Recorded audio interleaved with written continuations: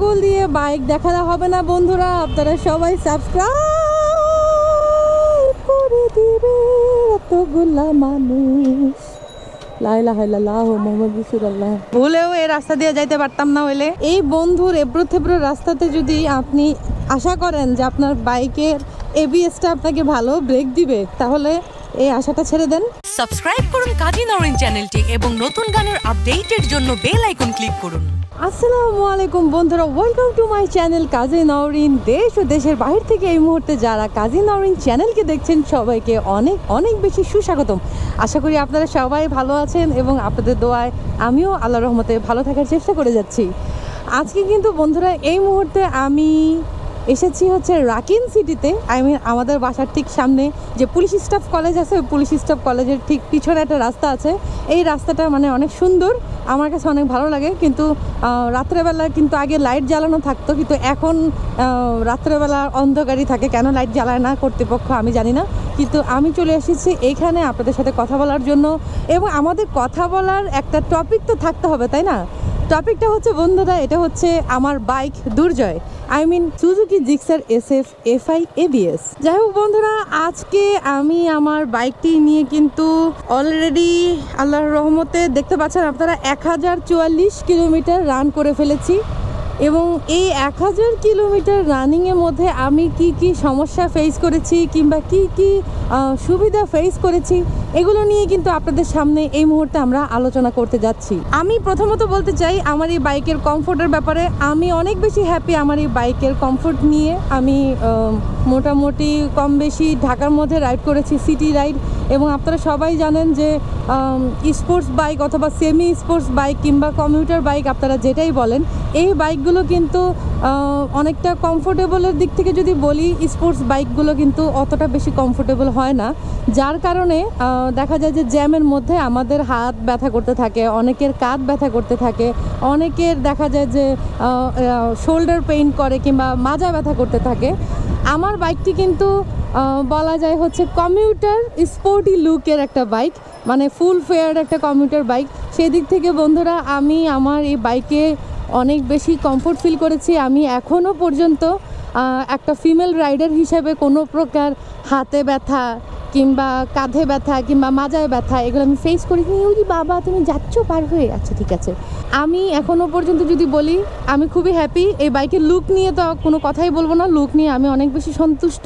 এবং 3 part handlebar হওয়ার কারণে, আগে কিন্তু পাইপ হ্যান্ডেলবার ছিল, ওই পাইপ হ্যান্ডেলবার না হয়ে 3 পার্ট হ্যান্ডেলবার হওয়াতে কিন্তু বাইকের লুকটাও অনেক বেশি সুন্দর। প্লাস হালকা একটু ঝুঁকে চালাইতে হয়, বেশি ঝুঁকে চালাতে হয় না, যার কারণে কিন্তু মাজাও ব্যথা করে না কিংবা শোল্ডার পেইনও হয় না। আপনারা হয়তো বা দেখেছেন আমার বিগত দিনে যে R15 ভার্সন 3 আমি চালিয়েছি, তুফানকে যে চালিয়েছি, ওই সময় কিন্তু আমার হ্যান্ডেলবার আপ করা লেগেছে। অনেকে বলেছে যে 1000 কিলোমিটার আপনার একটু কষ্ট হবে, অ্যাডজাস্ট করতে পরে দিয়ে ঠিক হয়ে যাবে, এরকম অনেক কথাই বলছে। কিন্তু আমি চালাই দেখছি আমার মোটামুটি, আমি যেহেতু একটু শর্ট রাইডার 5 ফুট 3 ইঞ্চি, এই জন্য দেখা যায় যে মাঝে মধ্যে একটু মাজা ব্যথার একটা মানে সিউরিটি ছিল, ওইটা আমি হ্যান্ডেলবারটা আপ করে কিন্তু ঠিক করেছি। কিন্তু এই বাইকের কথা যদি বলি, এই বাইকের কমফোর্ট 100-এ 100।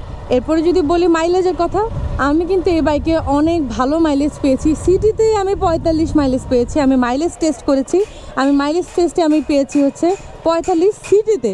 এখন হাইওয়েতে আমি এখনও পর্যন্ত উঠিনি, হাইওয়েতে উঠলে আমি কতটুকু মাইলেজ পাবো সেটা হাইওয়েতে উঠে আমি আপনাদেরকে ইনফর্ম করতে পারবো। এরপরে যদি আরেকটি কথা বলি, এই বাইকের সিটিং পজিশন, অলরেডি আমি কখনোই আসলে একলা চালানো হয় না, ম্যাক্সিমাম সময় দেখা যায় যে আমার পিছনে আমার একজন পিলিয়ন থাকে। আমার পিছনে কিন্তু আমার বান্ধবী পিলিয়ন বসা থাকে। এই মা অলরেডি আমার বান্ধবী কিন্তু পিছন থেকে করে উঠেছে, আপনারা দেখেছেন। এই শোন, তুই আমার পিছনের সিটে বৈশা কিরকম সাপোর্ট পাস? হ্যাঁ, পিছনের সিটে কেমন লাগে তোর বল? আচ্ছা, তার ভালো লাগে। তার যেহেতু ভালো লাগে, আমার মনে হয় অন্য সবারও ভালো লাগবে ইনশাল্লাহ। আচ্ছা, অন্য বাইকে কুজায় থাকা লাগে। আচ্ছা দেখেন বন্ধুরা, আপনারা কিন্তু একজন আমার বান্ধবী কিন্তু বাইক চালায় না, কিন্তু এরপরেও সে কিন্তু বাইকে বসে কিন্তু বাইকের একটা ডেমনস্ট্রেশন দিয়ে ফেলছে। যাই হোক, ও কিন্তু অনেক বাইকের নামও জানে, বুঝছেন। পরে ওকে একবার আইনা ওর কি বাইকের নাম জানে আমরা সব কিছু জানবো, ঠিক আছে? আচ্ছা, এরপরে যদি বাইকের আরেকটা কথা বলি, হ্যাঁ এইটাতে একটা দুঃখের বিষয় হচ্ছে এখন যেহেতু 1000 কিলোমিটার অবস্থায় আছে, রানিং অবস্থায়, এটা একটু হালকা গরম হয়। তো এই গরমটা না আমার কাছে সহনীয়ই লাগে। আমার কাছে এর আগের বাইকগুলো মানে হালকা পাতলা গরমই লাগছে, আমার কাছে এরকম ঠান্ডা মনে হয় নাই। একটু এয়ার কুল ইঞ্জিন না হয়ে যদি লিকুইড কুল হইতো তাহলে আরও ভালো হইতো, একেবারে সোনায় সোহাগা হয়ে যেত। এখন লিকুইড কুল যেহেতু দেয় নাই, হয়তো বা পরের আপডেট ভার্সন যেটা আসবে ওটাতে হয়তো বা লিকুইড কুল দিবে। যাই হোক, এখন যদি শেষ কথা বলি, আমি কোন জিনিসটা নিয়ে সবচেয়ে বেশি হ্যাপি, এটা হচ্ছে বন্ধুরা হেডলাইটের আলো কিন্তু অসাধারণ। আমি খুবই হ্যাপি হেডলাইটের আলো নিয়ে। আমি এখনও পর্যন্ত আপনার ম্যাক্সিমাম সময় দেখা যায় যে রাত্রেবেলা বাইক চালাই, তো রাত্রেবেলা বাইক চালানো অবস্থায় কিন্তু আমি হেডলাইটের আলো নিয়ে খুবই সন্তুষ্ট। হেডলাইটের আলো একটু আপ করে দিছি। এখন দেখা যাক, আমার যদি হাইওয়ে রোডে ফগ লাইট লাগানো না লাগে তাহলে তো কতগুলো টাকা বাইচে গেল একবার ভাবা যায়। যাই হোক, আমি আগেই কিনে ফেলেছি ফগ লাইট। তো বন্ধুরা, আমি কিন্তু অনেকগুলো কথা বলে ফেললাম, বাকিটুকু রাস্তায় যেতে যেতে আরও কথা হবে আপনাদের সাথে। দেখতে থাকুন কাজী নওরিন।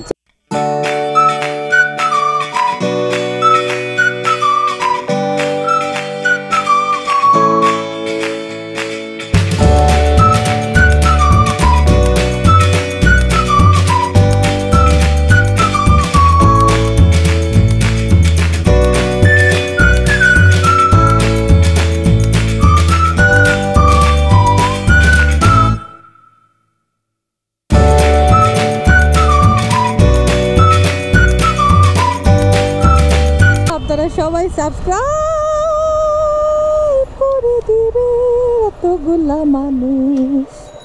লা ইলাহা ইল্লাল্লাহ মুহাম্মাদুর রাসূলুল্লাহ।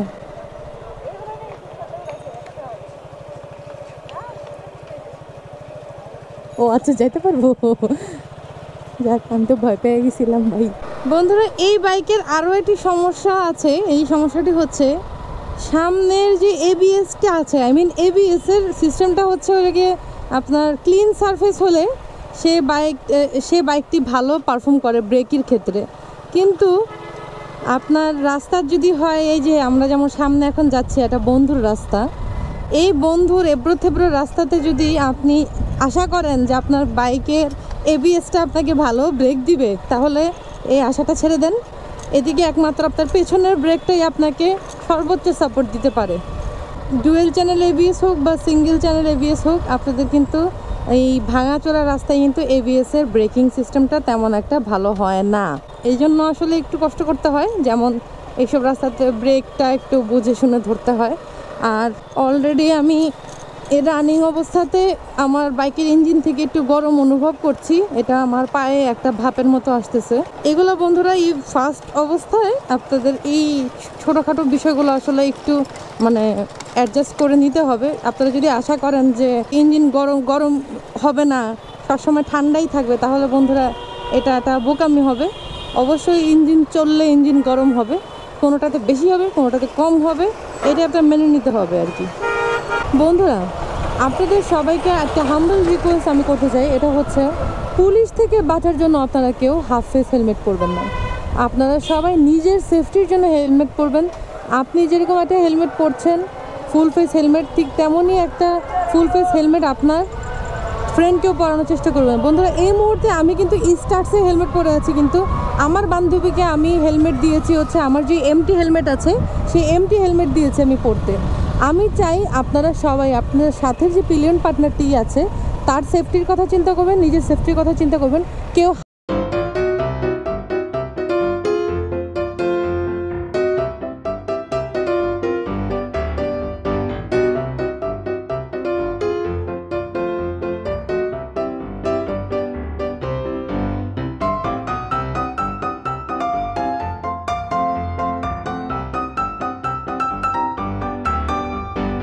হচ্ছে গিয়ার টাইমসে, এবং এই গিয়ার টাইমে কিন্তু আমি অনেকগুলো প্রোডাক্ট কিনে ফেলেছি।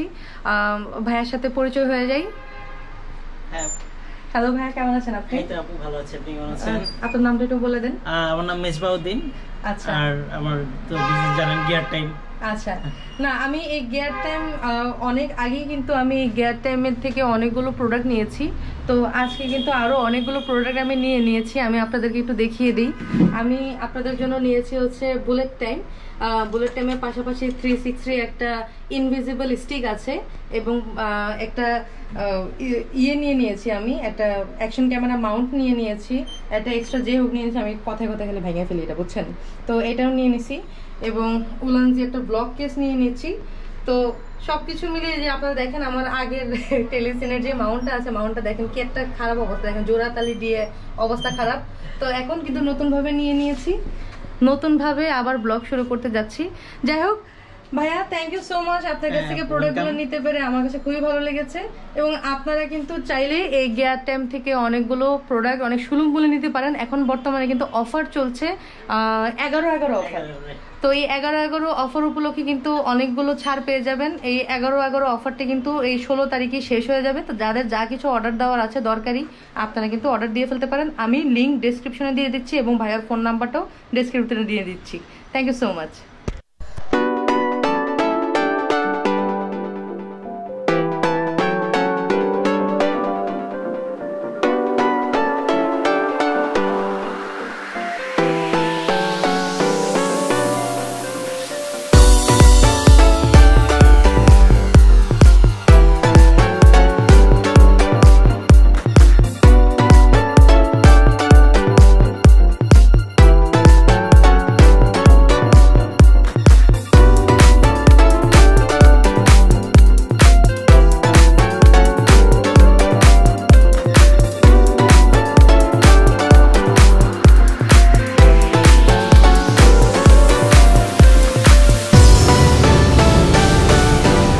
কিলোমিটার রাইড উপলক্ষে আমার বের হওয়ার কথা ছিল এবং বের হয়ে কিন্তু আমি কেনাকাটা করে ফেলেছি বেশ কিছু টাকা। এখানে আমি আগেই বলছি কোনো পেইড প্রমোশন না। একটু আগে যে গিয়ার টাইমে গেলাম, ক্যামেরার অ্যাক্সেসরিজগুলো যে কিনেছি ওগুলো কোনো কিছুই কিন্তু পেইড না, সবগুলো কিন্তু বন্ধুরা টাকা খরচা করে কচকচে টাকা আমি ওখানে পরিশোধ করেই কিন্তু আমি এগুলো কিনেছি, শুধুমাত্র আপনাদেরকে একটা কোয়ালিটিফুল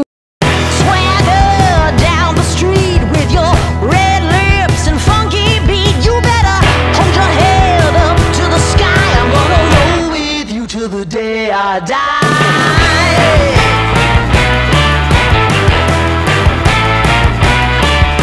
Hey, swing those hips around, can't stop, roll back down. My ladies, short, tall, thin or wide, always down and ready to ride.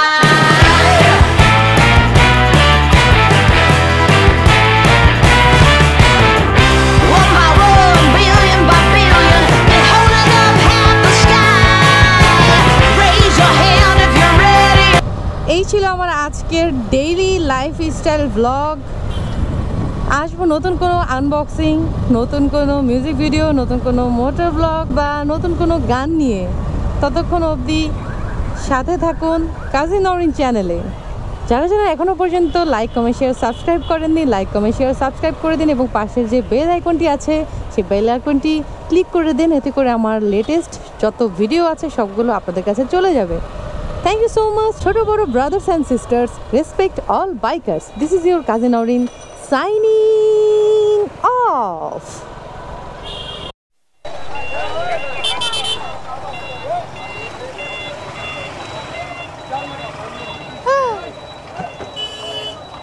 রাস্তা আগুন দেওয়া লাগে। মা গো মা। বন্ধুরা, আপনারা দেখতে পারলেন একটু আগে এত বড় একটা জ্যাম। এই জ্যামের মধ্যে কিন্তু অনেক ম্যানেজমেন্টের অভাব। এটা কর্তৃপক্ষ দৃষ্টি আকর্ষণ করছি। এই মুহূর্তে আমি আছি হচ্ছে ভাসানটেক।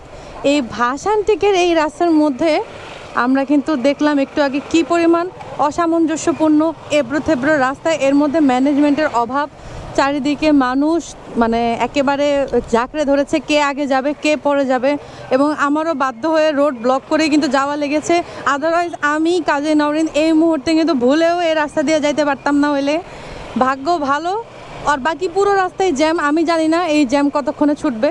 কর্তৃপক্ষের নিকট সুদৃষ্টি আমি আকর্ষণ করছি, আপনারা সবাই চেষ্টা করবেন এই ভাসানটেক এরিয়াতে যাতে একটা ম্যানেজমেন্ট থাকে যে নির্দিষ্ট টাইম পরে এক সাইড দিয়ে গাড়ি আসবে, নির্দিষ্ট টাইম পরে আরেকটি সাইড দিয়ে গাড়ি আসবে। তাহলে কিন্তু আস্তে আস্তে জ্যামটা কমে যাবে এবং সিগন্যাল সবাই তখন মেনটেন করবে যদি একজন রিপ্রেজেন্টেটিভ এখানে থাকে। Thank you.